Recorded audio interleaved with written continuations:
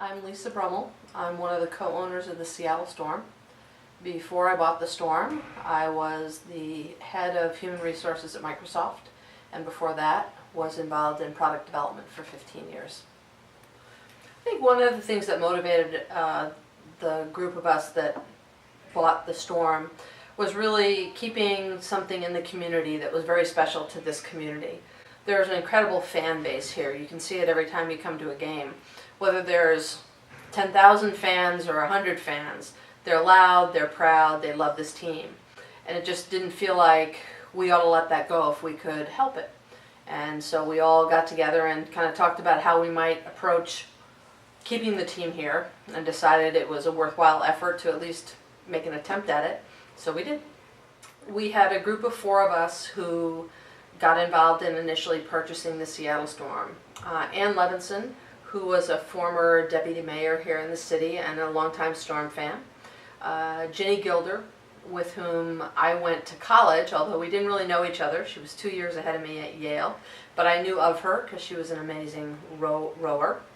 And I was a basketball player, and so the indoor tanks and the rowing, or indoor tanks and the basketball court, are right close to each other, so we sort of knew of each other. And then Dawn Trudeau, who I knew because I worked with Dawn at Microsoft. She was my manager for a good period of time there. And she knew Ginny through working on a nonprofit board. So amongst all of us, we kind of had loose connections with each other, meaning we knew each other, we knew what each other could do, but we didn't really have, we had never really all worked together before. Yet we kind of got together very impromptu and just said, you know, hey, what if we could buy the team? And each of us had a set of different strengths, but as we talked about it, we thought, we have somebody who kind of understands basketball, we have somebody who understands the city, we have someone who has a great business background, and someone who is really involved in community and corporate affairs and those sorts of things. And so it turned out we had the right combination of people. So the process to buying the team was really something we didn't know ahead of time. We got to talking about how we might do this, and we knew the first thing we'd have to do is approach Clay Bennett. Clay was the then owner of the Sonics and the Storm, and we didn't have any connections, so we actually found, through a friend of a friend of a friend, we got an introduction to Clay Bennett. And from there, we approached him and just said, hey, would you like to leave the Storm here? We'd like to buy them. He said no, he really had a lot of fans in Oklahoma. We said, are you sure? He said, well, let me think about it. And we basically presented the case to him that said, look, we have a great fan base here. It's a very small part of what you're buying. There's a very large group of people here who care about it. We're willing to take it over and let you focus all of your time on the integration of the Sonics into a new place, a new organization. And I think the business case we made for him made sense, and he agreed to sell the team to us. So we started the process, gosh, I don't know, at least a year ahead of when we actually bought the team. So it had already been announced the Sonics were potentially going to leave, so he had already owned the team. He had already purchased it from Howard Schultz and his group. But it wasn't 100% sure that the Sonics were going to go. There were still discussions with the city about a new arena. And so we didn't want to get in the way of the Sonics potentially staying here. So what we said was, look, we'd like to be involved if in fact the Storm is going to leave. If the Storm is going to stay here because the Sonics end up getting a deal with the city and they can get an arena, then that's great by us too. We just wanted the team to be here. So it was a lot of back and forth because it took a long time to decide whether the Sonics were actually going to be here or not. So for us, it was kind of one step forward, one step standing still, one step forward, one step standing still, and it took us a long time. I think we had our agreement done, or at least in principle done fairly early, but then we had to wait to see whether the Sonics were actually going to stay or not. So when we bought the team, it was kind of surreal because we had been talking about it for a year. We had gone through all the business negotiations. We had gotten the information we needed to try to make the best offer possible, and we just kind of sat and waited until the process finished with the Sonics. And I remember very distinctly, it was December 28th when we were finally notified that we got the team, that we were able to purchase the team. And then we all kind of looked at each other and it's like, oh, okay, now what do we do? We own a basketball team. And January 8th, we announced it to the public. And I have a very distinct memory of walking into the press conference and having all of the reporters give us a standing ovation, which, if you know anything about the press, is very, very, very unusual that the press gives you a standing ovation. But I think people understood how important it was to keep the team here, and we're very thankful that we made it happen. It's really a once-in-a-lifetime experience, and I can't really even explain it. Short of winning the championship itself in 2010, it was probably the most exciting and interesting event I've ever been involved in. And it was pretty amazing to be able to say we did it, that we got our way through a very a discussion of which we were a very small part. The Sonics are obviously much bigger. Howard Schultz and his organization are obviously much bigger than the four of us, as is Clay Bennett and his organization. So we were very much a minority in everything. So it felt good, kind of as the underdog and as a minority, to be able to take on such a big transaction and make it happen. And I think we all felt fantastic about it. And then we immediately felt panic, because then we had a team. And then we had to do right by the players. We had to do right by the coaches. We actually had to hire a coach because we didn't have one at the time. Ann Donovan had left. And we had to do right by the fans for sure. And again, when you don't have any direct experience running a team, it's kind of daunting after you get all excited about it to realize, hey, tomorrow we actually have to do this. And so it was interesting, fun, amazing, and scary. I think we were pretty much unsure about everything. There wasn't anything we were sure about at all, other than we agreed that this was something we wanted to do. One of the very important things we did at the beginning amongst our group of owners is to talk in detail about why we wanted to do it. What was it that made this team special for us? What was it that made the group special? And what was it that was important about keeping the team here? And I think through those discussions, we've actually carried those on for the last 10 years, which is our 10th year owning the team.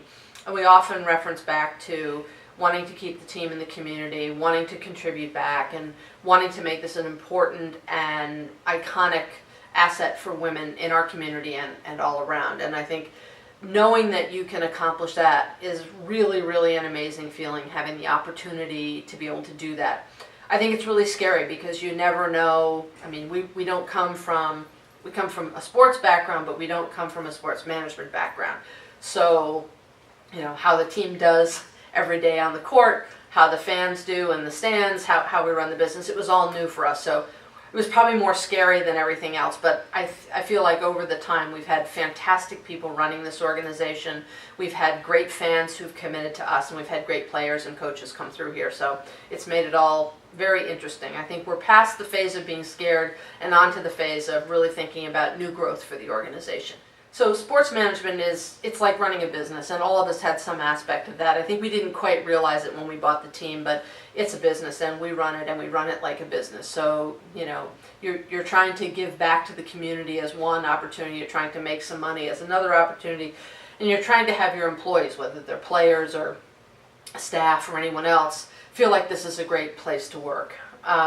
So it really feels like we're continuing to give back to the community, and it is something that I think we want to continue to do going forward. The feeling we had, for me at least, was, hey, this is an opportunity. So I wouldn't say it was really sad. I wouldn't say it was really happy. Didn't have an emotional feeling about it, other than saying, this is a real opportunity, and you don't get this very much in your life. And so what are you going to do about it? And I think that was, it was really important for all of us to commit to, hey, this isn't going to be here forever. At some point, this is either going to go to Oklahoma, or we're going to do something about it, and we better do something about it. So there was a lot more challenge, I would say, than any other kind of emotion. I felt challenged. I felt really pushed to do something here, because it was really the three of us, or four of us, who were going to do this, and I knew I needed to hold up my part of the bargain. So I kind of jumped in with both feet, trying to explore what made sense and what didn't make sense. Yeah, it's a fascinating question to understand where we'd be today. I mean, every time I come to the arena, I look at the fans, particularly the young people. They wouldn't have this opportunity. What would they be doing? They might be watching women's soccer, which would be a terrific thing for them to do. I'd love to have both of them happen, but that is another professional sport here that has, tremendous players, and it's a tremendous organization. But a lot of these people come here for basketball. And a lot of kids who play basketball come here to watch the best in the world play. And I don't actually know what would have happened. I feel like it would be just a huge loss. It would be a huge loss for the people who maybe are who are older and who just love this as part of their life because it has been their life for so long. And then people who are younger who are just getting into what the sport is all about or just looking for female role models. And I realize how really important it is. And I think that fact almost overshadows whether we would ever make money or not here. Seeing the joy on the face of the fans and knowing that you're impacting people's lives makes it all worth it. I think, I was always a great fan of women's sports and certainly a fan of basketball because I played myself. And you never really go to the other side and look at what it takes to run a successful organization and have a successful team. And it's really a lot of components that you don't get exposed to. Figuring out how to get the best players and the best coaches and the best staff, and how do you set up an organization to do that. So I think I felt like, especially when we first started, I had no idea what to expect. And it's rare, especially for someone like me who's later in their career. I mean, I've seen so many things and done many things in my career, and to have something come up where you really have never done it before is exciting, challenging, scary, but really fun. I think we're all really proud to be women owners. I mean, we are one of the few organizations, I think you could quibble about Georgia Frontiere with the Rams and Marge Schott with the Cincinnati Reds, but we feel like we are one of the very few, if any, wholly owned female organizations that has won a world championship.